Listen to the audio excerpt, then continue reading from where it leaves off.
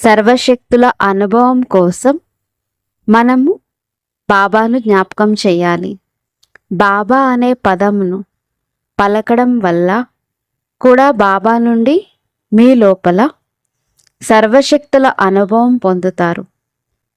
యోగం ద్వారా, స్మృతి ద్వారా ఆత్మలో దాగి ఉన్న సర్వశక్తులు అనగా విశ్లేషించే శక్తి, నిర్ణయ శక్తి, పరివర్తనా శక్తి, సహన శక్తి, ఎదుర్కొనే శక్తి, ఇముడ్చుకునే శక్తి, విస్తారంగా చేసే శక్తి, సర్దుకునే శక్తి, సంకీర్ణ శక్తి, ఎన్ని శక్తులున్నా స్మృతి ద్వారా నేను శక్తి స్వరూపంగా కావాలి.